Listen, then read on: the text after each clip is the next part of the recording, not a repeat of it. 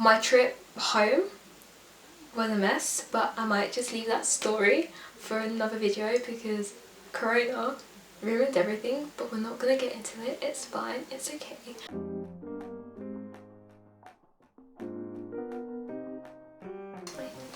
Hi guys, and welcome to my channel. So for today's video I thought I'd do something a little bit different. Some of you might not know, but basically I went to live in China for about 4 or 5 months. It was supposed to be a year, but then Corona happened and I came home, couldn't go back, whatever, it's over. But yeah, so I went for around 4 or 5 months and I was living there and teaching English. So I thought I'd do a video just talking about it. So I got you guys, well, my friends, to ask me some questions on Instagram and I'm just gonna answer them all here. Hopefully they're interesting and helpful if anyone is thinking of going to teach abroad. So yeah, okay, so I have my questions here. The first question was, what was the whole process? Not gonna lie, process is long, like it was really long, but it was worth it. So obviously first you have to apply for the job.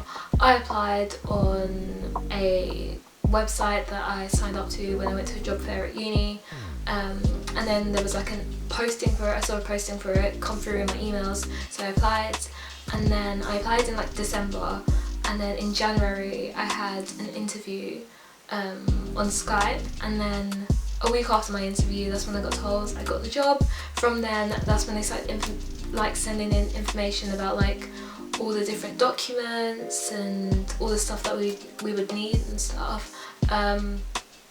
So the main thing that you have to get is your documents apostilled, certified and apostilled. So you have to get like your degree and your DBS check apostilled. You also have to get a medical check done in the UK. You have to sign like contracts and stuff like that. And then when it got to around, I think it was March, April, I had to send an introduction video. So it was just a short video explaining who I was, why I wanted to teach in China. Had to send that off, and then we also had to like fill out some papers about our preference, like where we would want to teach, and that sort of thing like that. You also have to do a TEFL course, I forgot to mention that. So most countries want you to do at least 120 hours of a course, because you can get some courses at like 60 hours or 100, but 120 is the one I would advise. My one was like completely online, but there are some that are like online and you have to also go into classes. But I did that. That took forever, I'm not gonna lie. It's a really long process. I don't want to go on about it too much. So that was it, really summed up. But then obviously like things like knowing exactly where we would go and our apartment and the classes we were teaching and our timetable and our exact pay, exact location, all of that stuff was literally told when we were there. So like I didn't actually know anything before I got to China. So yeah, that's the answer to the first question. Second question is, what do I miss most about China? Honestly, first thing I miss is my students. I adored those kids. Like I love those kids. They were so sweet, so funny, so eager to learn. Like literally, I had one student, every single lesson she would bring me like a drink or like something to eat or like a drawing, literally every single lesson. Another student literally brought me something that she drew for me. They were literally just so sweet, so funny. I just miss them. Like I literally think about them at least 3 times a week. Like I miss them so much. Like I'm so bummed that I didn't get to say goodbye. But yeah, that was like, they are the thing that I miss the most. I also miss the friends that I made. Like I made so many good friends. I met so many cool people there. I miss them so much as well. The food I loved. Like I was a bit skeptical because I was like, oh, like obviously Chinese takeaway food is not the same as like the actual Chinese food that I'm gonna have. So I was like, what if I don't like anything? Like what if I struggle to find something that I want to eat? But no, I loved the food. And I think also another thing I missed was how cheap everything was. Everything was dirt cheap. I couldn't believe it. Like my best memory in China So I would say my birthday, only because before going to China, I was like, oh my god, it's gonna be my first birthday that I spend alone, like without my family and my friends, and like I'm not gonna have any plans. Like obviously I was hoping that I would make friends and then spend my birthday with them, and I did make friends like that were working for the same company as me, but then we were all sent to different places. So once I realised I was sent to a city on my own, I was like, crap, like how am I going to make friends, like who am I going to spend my birthday with, that sort of thing. But one of my friends came to visit me from home, and then my friend that I made a native Chinese friend whilst being in one city for training, and the city that I moved to was actually her hometown. But even though I went to like the bigger city to celebrate my birthday, she came down for me as well. She was there, she brought me a cake. Like it was literally the most last minute plan. I literally called her on the day and was like, oh, I'm in the city and it's my birthday tomorrow, so I want to celebrate today. And then she was like, oh my god, okay, let's go to this place, like meet me at 5, we're gonna go this place. Like I literally rustled out a last minute plan and all my friends came through for me. It was honestly so sweet. But yeah, so she came, and then one of my friends, shout out to Seema, so we work for the same company, and she's from the UK as well, and she was living in the bigger city, and she came up for my birthday. And then my friend Tando as well, we worked for the same company as well, but she lived in a completely different city. She's from South Africa, and she came up for my birthday, and we basically we all went out, went for a meal, like spent time together. Like it was really fun, really nice, that like I just had people around me. And then when I got back, my flatmate, yeah, I forgot to mention I had a flatmate. She brought me like presents and like left them at my door. And then one of the girls that works in the office, I kind of work for 2 companies, it's a bit confusing, but yeah, one of the girls from the office, like we became really close friends as well, and she actually bought me presents, and then we went out for dinner as well. So I literally got to my like new city thinking I was going to spend the day completely alone, do nothing, but I ended up having a really, really good time. So yeah. What was your worst memory in China? To be honest, I don't really feel like I had a worst memory. Like obviously, like with anything in life, sometimes like things happen and things don't go your way and you get frustrated, but nothing extremely bad happened to me. I would say the worst thing, or the worst period of time that happened, was when I was really, really homesick, around Christmas time, New Year's time, and also like right at the beginning, I got quite ill and I just wanted to be home with my family. And also the fact that things weren't going as planned with like the company, and like things were a mess. Like I like to know what I'm doing and when, but I soon like realised that things don't work that way, especially not with the company that I was with. So that was really frustrating for me, but it did work out eventually. So yeah, nothing really bad happened, it was just that sort of thing. But yeah. Next question, who was your fave person to talk to, non-family, from London whilst you're in China? I actually had quite a few people that I loved talking to. I kind of thought with the time difference, because at the beginning it was like 7 hours, I was 7 hours ahead, but then when there was the time change in the UK, I was then 8 hours ahead.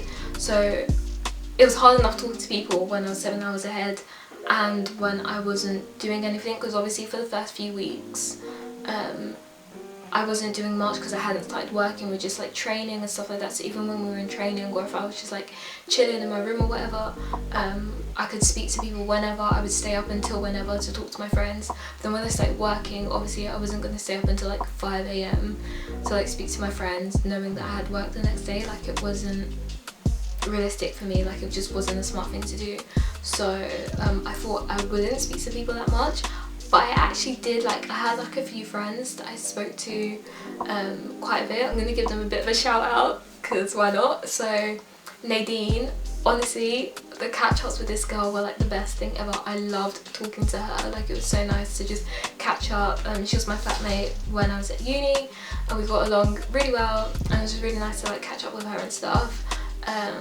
My friend Jodie, shout out to Jodie. She's my friend. I've known her since primary school, and it was really nice like catching up, and she was always checking up on me, especially when the corona thing hit. She was literally the first person, one of the first people to message me and ask if I was okay and just check up on me and stuff. It was always nice to just like talk to her and stuff. Adil, shout out to Adil. We had like FaceTime conversations, and it was always a laugh talking to him. And then I have my other friends like Midala, Rayhana, Sarah. I could literally just go on and on, but it was just really nice to be able to talk to all my friends and like catch up and stuff. Especially on days where I was feeling like down and stuff, it was always nice to talk to them. But yeah. Oh, and Cassandra, love Cassandra. She was always checking up on me, and she's just the most positive, nicest person I know, and she just lifted my spirits every time I spoke to her. So yeah, shout out to Cassandra. How are its people and how they handle other races? So this question, obviously different people have different experiences. Like I know, I saw on YouTube so many experiences like of racism and things like that. But me personally, and I'm literally just speaking my own experience, nothing of the sort. If anything, everyone was so nice and tried so hard to like make me feel like welcomed and comfortable and stuff like that. Like from the people that I worked with in the company to just people on the street, everyone was super nice. Obviously you got like the stares and stuff, and like there was a lot of picture taking, I'm not gonna lie. Like I didn't mind it when people like came up to me and would ask for pictures. Like that literally happened on my first day there. Some woman ran up to me and literally with her phone, but obviously she couldn't speak English, so she was just like waving her phone in my face, like her camera, and like asking me like, can we take a picture? So I was just like, okay, and we took a picture. And there was another time where I was out with my friend, the native Chinese friend I mentioned earlier, and we were just walking. She was showing me around the town and stuff, and a group of little girls, I think I say little girls, but they looked about 12, 13, and they basically spoke to us in Chinese, and I was just kind of standing there, and then she was like, they just asked if they could take a picture with you, and I was just like, okay, and I was just like standing in the picture, like, and they were like proper posing, like, it was like really cute, kind of weird, but really cute, and just like people like sometimes in the supermarket and people ask for a picture and stuff like that, but there was nothing super negative. I didn't like when people would like I would be on the train and people like try and slyly take a picture of me. Like I found that really annoying. But when people asked me, like I didn't mind. And also like everyone was really patient because I could not speak a word of Chinese. So people were really patient with me. I was in the supermarket. I remember one time I had like a shopping list, and I just couldn't find what I needed to find because everything was in Chinese, and I think it was like just before Christmas, and I wanted to make myself a Christmas dinner, and these ladies were literally like the two ladies that worked at the store. They literally took the list for me, like translated everything for me, and like took me around like everywhere, making sure that I got everything on my list. And it was really sweet because they didn't have to do that. They could have literally just watched me struggle, but they helped me out. And then like I was going to the checkout, and they were like pack all my bags for me, and like they were really nice, really sweet. Taxi drivers, the amount of times that people said to me like welcome to China, like I literally heard that even when I'd been there for like 3-4 months. They would just say welcome to China, all that, and I was just like thank you. Like they were really nice and stuff, and especially like taxi drivers like helping me figure out where I'm trying to go, like with the maps and stuff. Like everyone was just super nice, super friendly with me at the gym, like everywhere. So yeah, I love the people there, the people that were around me and stuff like that. So I had no issues with that whatsoever. What was the language barrier like? So when I first went to China, could not speak a word of Chinese. Literally, okay, that's a lie. I only had to say a word. All I could say was hello, ni hao. I feel like that is the word everyone knows. Like I could not speak any Mandarin at all, like at all. So obviously at first it was really hard. and I did want to learn, and like I asked around like, are there any like Chinese classes, any Mandarin classes I could take, or like is there anyone that can teach me Mandarin or whatever. Everyone was kind of like to me like, you'll get used to it, like you'll learn by talking to people. But I was kind of like, how am I supposed to learn Mandarin if I don't understand? Like I cannot, like if someone's just talking to me like going on and on and on, they could literally be talking about anything and I would have no clue. So at first, and like when I first got there, I was really afraid of just learning by hearing something and not being corrected and then going to say it to someone else and like offending someone, because like in Mandarin, like they're like one word has like 4 different tones and can mean 4 completely different things. So it's just like if I say something and insult someone, then that's just a whole nother problem. In the school that I was working in, I taught 11 different classes. Each class had like a tutor, like a form tutor kind of thing. So those were like the 11 teachers that I would be talking to and like communicating with, but only 2 of them could speak English. The others couldn't speak anything at all. So I would have to use my phone to like ask some questions and things like that. And I remember one time one of the teachers wanted to tell me something, like she wanted to tell me that the class was supposed to end early because they have an exam, so I needed to like end the class like 20 minutes, I think it was like 20 or 15 minutes early, but she didn't know how to say it, so she tried to get the students to say it, but they didn't know how to say it. So one of the students literally used her Apple Watch and translated it to me, and I was just like, oh my god, okay. But yeah, so sometimes communicating was really, really hard. But gradually I kind of learned things, but most of the time I would literally use Google Translate, and also like on WeChat. So WeChat is an app that they use in China, which actually has everything on it. And you can also like scan things and translate them. So that's how I would like translate like menus and stuff like that, because obviously you don't want to be annoying and just constantly ask people to translate a menu for you. So like I would literally just stand there, scan it on my phone, and then it would translate into English, and that's how I knew like what to buy and things like that. So that's how I dealt with the language barrier. I didn't really. I tried my best to learn a few words. Like by the end of it, I could say a few things and I could kind of grasp what people were trying to say to me or ask me, but not completely. And I was nowhere near fluent or nowhere near intermediate. I was just literally just beginner style Mandarin. So yeah. Another question asked is, what ages did I teach? So I taught grade 5 and 6, which is students between the age 9 to 12. Like I remember my youngest student was 9 and my eldest was 12.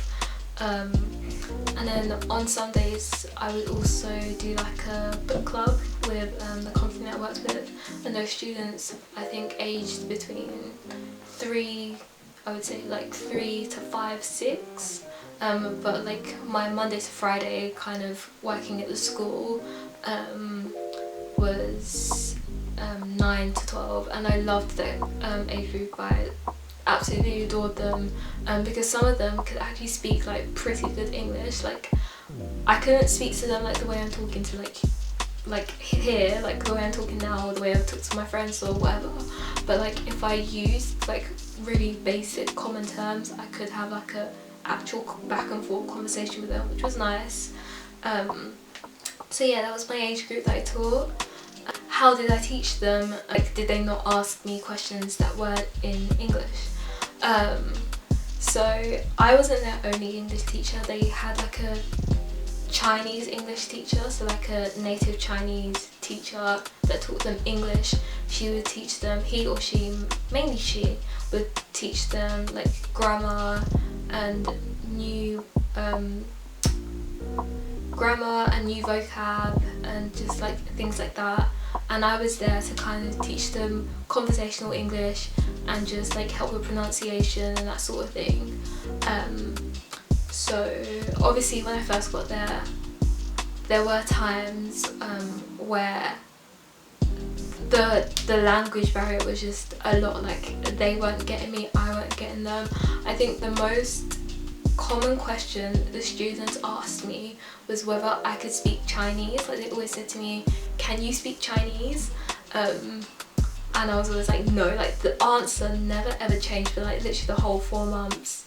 Same classes, same students, but they would still always ask me, can you speak Chinese? And I would still say no.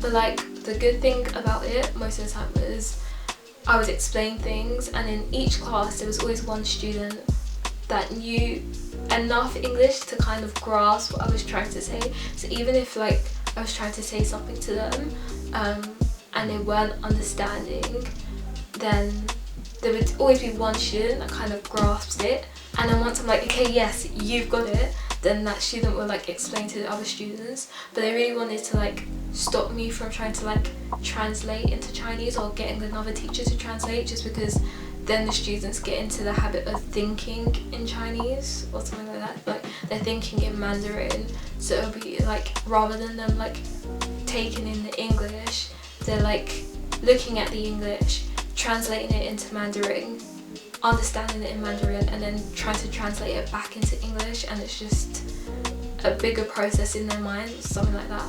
So yeah, I was just told to just always speak English, which is really funny sometimes, because the extent that the children would try and go to like explain things to me or like tell me something was really funny. And also the like frustration you could see in their faces when I just wasn't understanding what they were saying. Like it was just really funny. But yeah, how much rent did you pay and how much did you pay for like bills and stuff? So with the whole rent thing, basically, and I think this goes for most people that teach abroad, when you teach abroad, they actually, most companies as well, pay for your apartment. Like the school provide it for you, so you don't actually pay. Like I didn't actually pay any rent, I just had to pay for my bills. But even that was dirt cheap. Like I can't give an exact figure, just because with like my electricity, water and my gas, we kind of, because I had a flatmate, we both kind of just topped it up when we needed to. And for example, there'd be some days where we didn't use a lot of gas, but then times with both of us were cooking for ages, then we'd use more. But I would say at a time, like a month on average, I think I spent about 120 to 150 RMB on bills, on those 3, which is the equivalent to around 12 to, I want to say, £16 a month on bills. I had to top up my phone, and at first I was topping up really regularly because I had no Wi-Fi in my apartment for a while, and obviously I was trying to talk, like I had nothing to do, so especially when I wasn't working, so I was on my phone all the time. So I've topped that up quite a bit. But then once like I got my Wi-Fi sorted and I was working and stuff, I would say I topped up about 50 RMB a month, which is about £5. So already we're at maximum £21 a month. And then groceries, depending on how much I wanted to eat and like if I was planning on eating out and things like that, I would say a month I spent about 200 RMB, which is about 20-ish pounds. So that's like £41 we're at, and that would be like my bill. I think those were my bills for the month, like that was it. Wi-Fi, so Wi-Fi, with me anyways, we paid for the whole year up front, which I'm kind of annoyed about now, because I literally had that Wi-Fi for about 3 months and I paid for like a year, but because it wasn't a lot, I kind of don't mind at the same time. So the Wi-Fi cost 1,200 RMB, which is around, I'm just gonna literally just give you the roughest estimate, which is around £120. £120, and because I had a flatmate, we basically split that in half, so I paid £60 for a year's worth of Wi-Fi, and then with the gym I paid the year up front as well, which is annoying again because I only went for a few months, but I paid for a year's worth and it was like 1,100 RMB, so £110 for the whole year. Bearing in mind I did actually have a personal trainer included in that as well, and the gym did have a swimming pool, so decent, because that's like less than £12 a month, right? I don't know, can't do the maths right now, but yeah. So there was that, and then like going to places like taxis and stuff would be like the maximum I spent in my city, because my city was a smaller city, it wasn't like the biggest city or like the capital of the province. So in the capital I would probably spend, the most I spent in a cab or taxi was about £9, and that's when I was dropping my friend off to the airport, and that was about a 40-minute drive, 40 minutes to an hour drive. And then the most I spent in my city is when I went, I don't know, I think me and my friends went out somewhere. I think it was maybe when we went karaoke or something. I can't remember, we went somewhere, but it was about 9 RMB, which is the equivalent to like 90 pence.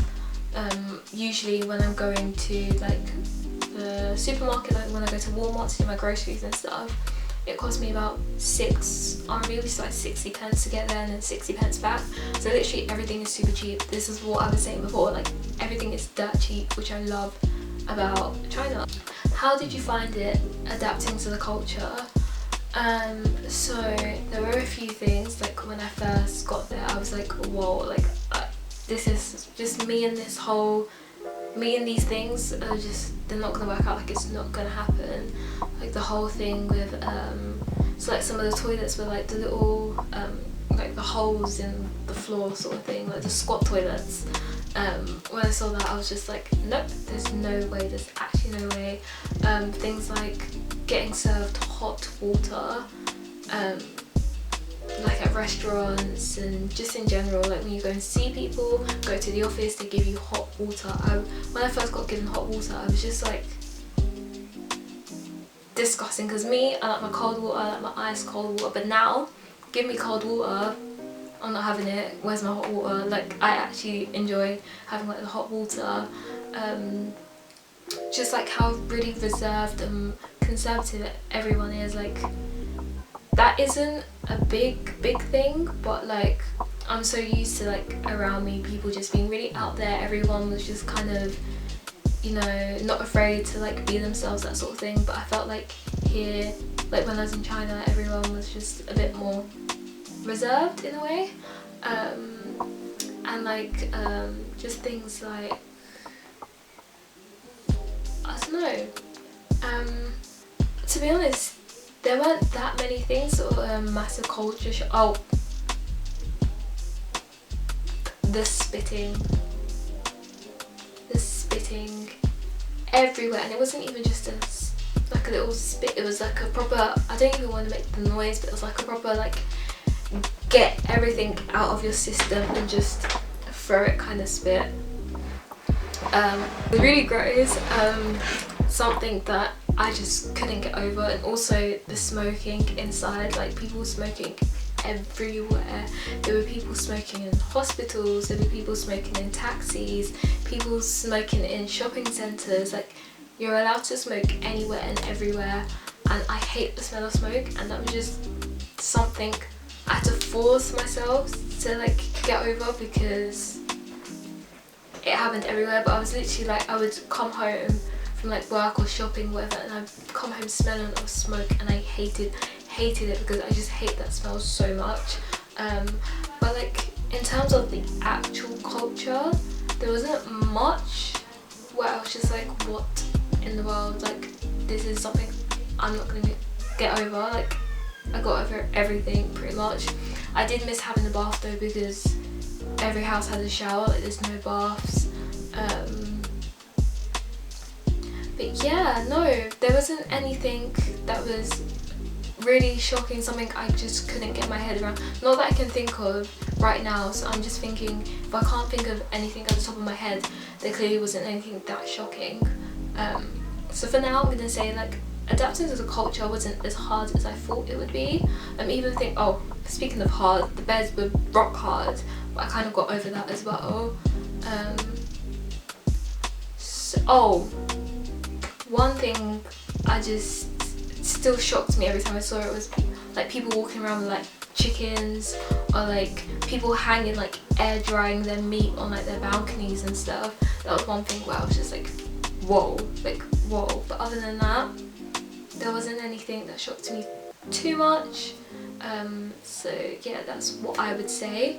I think I'm going to end it there for today. I feel like I've been speaking so much, and there's been like such an influx of information, but I actually really enjoyed making this video.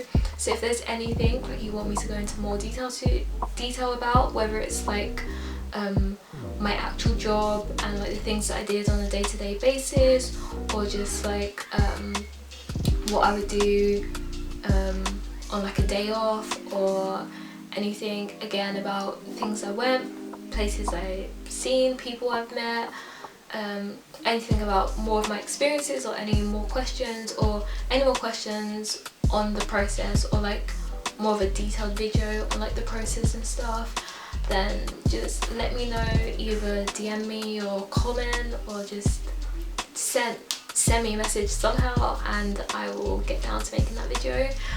But yeah, that's it for today. I hope this was interesting. I hope this gave you an insight on living and working abroad. And yeah, that's it for now. Bye!